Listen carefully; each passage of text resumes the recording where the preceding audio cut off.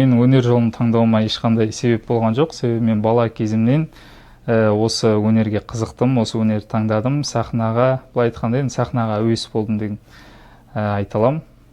Ешқандай себеп жоқ, өзім келдім осы жолға. Алғаш үлкен сахнаға, мен енді кішкентай кезімде үлкен сахнаға шыға қойған жоқпын.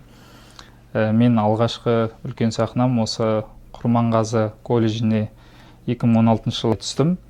2017-2018 жылдары мен 6-13 дейтін қойылыммен біздер Талдықорған қаласына бардық. Сол кездегі ең алғашқы менің басты рөлім. Соны сомдап, сол кезде мен ең үлкен сахнаға шыққаным. Сол деп айта аламын. Әншілікке келгенде болды. Басында қалай болар екен, себебі мен дейтін өзімнің бітірген мамандығым режиссер, актер. Актер саласында мен актерлық қызметте жүріп келдім осы әншілікке.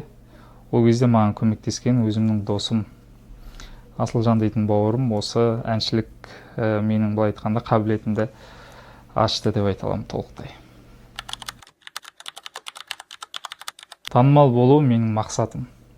Ең басты мақсатым менің танымал болу, себебі мен осы өнер жолында өз-өзімді былай айтқанда үйдегілерге, достарыма, бауырларыма, айналама дәлелдегім келеді.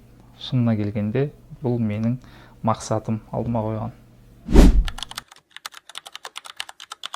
Жастарға белсенді болып шараларға қатысу көп нәрсені береді. Себебі халықтың алдына шығып сөйлеу, үлкен көптеген шараларға қатысу жастардың былай айтқанда халық алдына шыққан қорқынышын жояды біріншіден. Халық алдына үйренеді. Сол үшін ол нәрседен жастар ұтылмайды деп ойлаймын. Мысалы, өз басым экранға шықсам да, сахнаға шықсам да мен шыңдалам. Сол үшін кез келген жас сахнаға шықса да, экранға белсенді болса, шыңдалады деп ойлаймын. Қазір мені көріп отырған жастарға менің кеңесім, былай айтқанда өздерінің таңдаған мамандықтарымен, өздерінің таңдаған салаларымен аянбай жұмыс жасаңдар, сол бағытта еңбектене беріңдер. Тек өздерінің бойларындағы бар нәрсемен жұмыс жасаған дұрыс деп ойлаймын өз басым.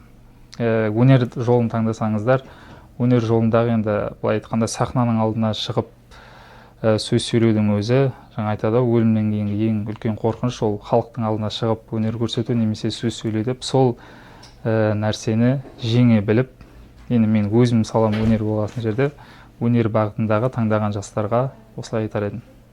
Ең бастысы мойымаңдар, сынбаңдар до конца.